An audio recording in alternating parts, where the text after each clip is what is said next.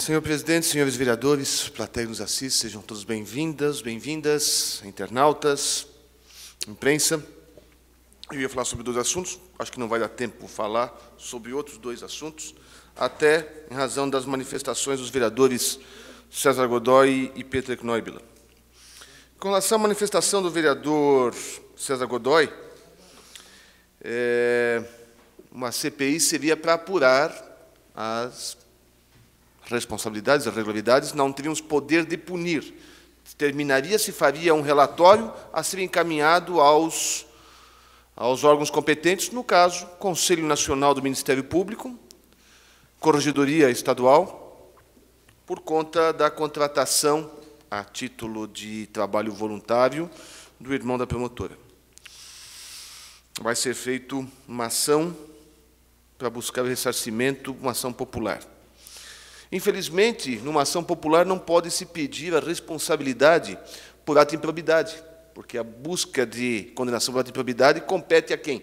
Ao Ministério Público e ao ente prejudicado. Um cidadão não pode pedir, mas pode fazer as representações. Enquanto o vereador Peter estava falando, eu fui lá embaixo para pesquisar rapidamente a lei, aí até peço desculpas pela minha ausência naquele momento, mas fui muito rápido.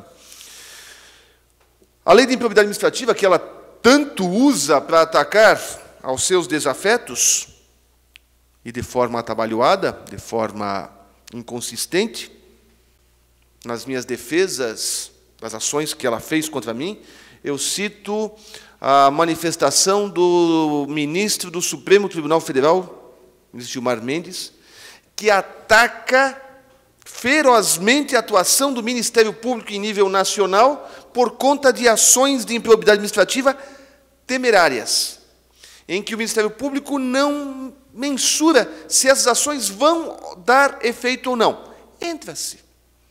Porque daí, se não se conseguir a condenação, pelo menos aquela pessoa vai ter a sua imagem maculada. E muitas pessoas, muitos administradores públicos que são honestos, que não fizeram nada de errado, mas por conta de alguns problemas administrativos, são taxados de corruptos, desonestos e ímprobos. Muito bem. A lei de improbidade administrativa, a lei 8429, menciona tem 3 tipos de atos de improbidade.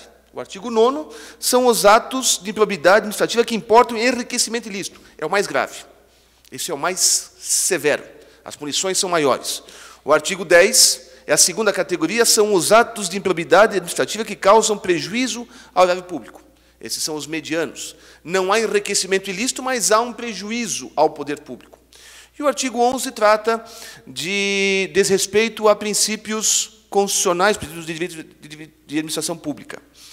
É o mais suave. Não é suave, mas é dos 3 o mais suave. Não há enriquecimento ilícito de ninguém, não há prejuízo, mas há o desrespeito a alguns princípios, dentre os quais impessoalidade, moralidade, legalidade. De todas as ações que o Ministério Público ajuizou contra mim, a doutora Elaine ajuizou contra mim, nenhuma delas, ela pede a minha condenação por ato que importa enriquecimento ilícito. Ou seja, ela admite que eu não causei nenhum enriquecimento ilícito a mim ou a terceiros. O que ela pede é minha condenação por ter causado prejuízo ao erário ou desrespeito aos princípios de direito administrativo. O artigo 9º, que é o mais severo, diz que constitui ato de improbidade administrativa, tal.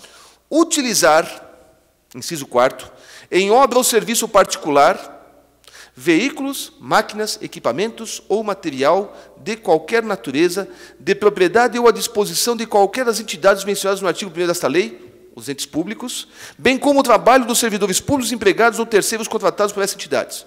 Utilizar em obra ou serviço particular, máquinas, equipamentos. Inciso 12. Usar em proveito próprio bens, rendas, verbas ou valores integrantes do acervo patrimonial das entidades mencionadas no artigo 1º desta lei. Em proveito próprio, bens.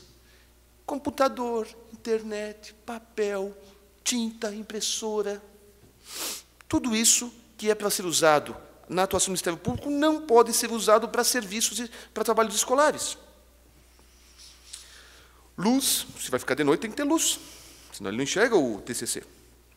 O artigo 10, que é os atos que causam prejuízo ao público, diz: constitui ato de improbidade que causa lesão, erável qualquer ação, ou omissão dolosa ou culposa, dentre os quais, inciso 2º, permitir ou concorrer para que pessoa física ou jurídica privada utilize bens, rendas, verbas ou valores integrantes do acervo patrimonial das entidades mencionadas no artigo 1º desta lei, sem observância das formalidades legais ou regulamentares aplicáveis à espécie. Inciso 12, permitir que se utilize em obra ou serviço particular veículos, máquinas, equipamentos ou material de qualquer natureza de propriedade ou à disposição de qualquer das entidades mencionadas no artigo 1º desta lei, bem como o trabalho de servidor público, empregados ou terceiros contratados por essas entidades.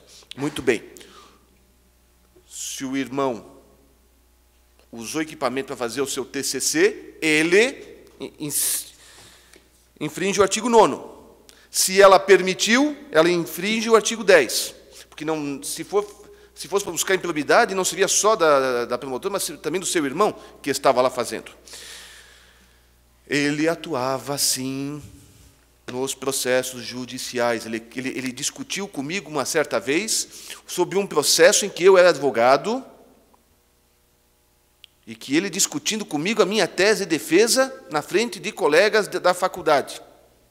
Ele tinha acesso e ele analisava tudo isso. Se não for por nada disso, improbidade pelo artigo 11, impessoalidade. Eu sempre digo que, a partir do momento que se permitiu essa contratação em caráter voluntário, não existe mais questionamento sobre lei sobre nepotismo em São Bento do Sul. O Ministério Público de São Bento do Sul não pode mais questionar nepotismo em São Bento do Sul, enquanto a doutora Elaine estiver em São Bento, porque ela descumpriu isso. Impessoalidade, porque ela não fez um processo seletivo, ela pegou o irmão dela e trouxe para trabalhar. Imoralidade, porque é imoral se trazer alguém sem se analisar os critérios técnicos de conhecimento e tal, e botar o irmão, sendo que existem tantas pessoas que querem aprender. Inclusive, essa lei não é uma lei, é um ato do Ministério Público, estabelece que o objetivo é, se não me falha a memória, para ele aprender, e não exercer atividade fim, mas sim aprender, enfim. E legalidade, porque ela descumpriu a lei. Isso tudo estou colocando porque isso que foi infringido, e essas coisas devem ser apuradas. Termino a minha manifestação sobre esse ponto. Sobre a manifestação do vereador Petty, eu concordo plenamente.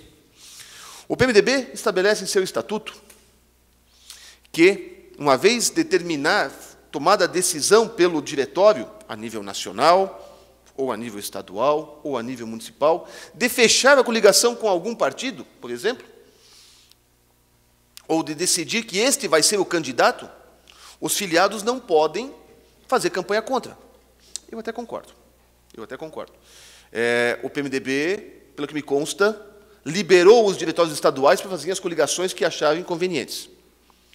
Mas aí eu venho dizer o seguinte: não vou fazer campanha para o governador Colombo, não vou pedir voto para ele, não vou votar no governador Colombo, mesmo que o PMDB esteja coligado. Posso até votar num outro candidato de outro partido, de outra coligação. Posso até fazer campanha. E não tenho medo de ser punido. E digo por quê. Quando eu fui candidato a prefeito à reeleição, contra Magno Bauman, que se sagrou vencedor naquela eleição, o senhor Otair Becker, já falecido, filiado ao PMDB, fez publicar uma carta dizendo para não votar em mim, votar no Magno Bauman. Por conta disso, eu pedi a sua expulsão do partido, e ele foi expulso aqui em São Bento do Sul. Ele recorreu para o diretório estadual, e o diretório estadual decidiu por não aplicar nenhuma punição a ele. Ou seja, um filiado ao PMDB, ele podia ter ficado quieto em casa. Não, ele fez campanha ostensiva. Eu digo ostensiva, ele já tinha seus problemas de mobilidade, mas ele fez publicar, usando da sua, como ele intitulava, a sua influência, para dizer para não votarem em mim, membro do seu partido, para votarem no meu adversário, Magno Bauman. Portanto, Se eu fizer a mesma coisa, se eu não votar e não pedir voto e fizer campanha contra o governador, que pode estar coligado, pode, não sei se vai estar, coligado ao PMDB, eu quero ver alguém me punir. Eu não sou de ficar quieto em casa sem fazer campanha. Eu faço campanha. Mais ou menos, mas eu faço campanha. Eu tenho uma certa influência. Algumas pessoas gostam de mim e escutam o que eu falo. Entendem os meus argumentos. E eu tenho um único argumento. Aliás, um único, mas que não é um único, porque é enorme, que é a questão de ele não ter atendido São Bento do Sul. A rodovia dos móveis... Já terminou meu prazo? Já vou terminar, senhor presidente. A rodovia dos móveis não começou ainda, não começava a mexer. A quimioterapia, Pedro Esquiva foi atrás para ver a situação. Não existe nada em andamento. Presídio também, verdade. Presídio, ele não fez nada. Portanto, como é que eu vou apoiar... Dá uma parte? Pois não. Não, o que está ficando bom é a rodovia dos móveis. Isso está um espelho lá. Viu? Não, eu até falei, tem que cuidar em dia de chuva, porque uma poça de água, que a gente pode achar que é só uma poça de água, tem um baita de um buraco embaixo. Tem um baita de um buraco embaixo. O fato é, não fez nada. Portanto, como é que eu vou votar num candidato que já teve a oportunidade de fazer e não fez nada por São Bento?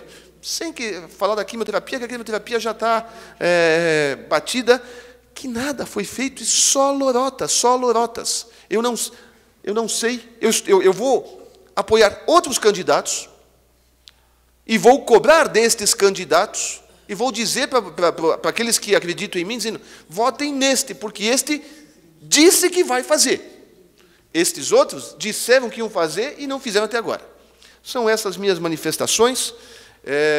A nossa convenção é domingo, dia 29, e eu espero sinceramente que o PMDB reflita muito bem e deixe de lado interesses pessoais de alguns líderes para defender os interesses, não são interesses, são os princípios do partido PMDB. Obrigado. Obrigado, vereador.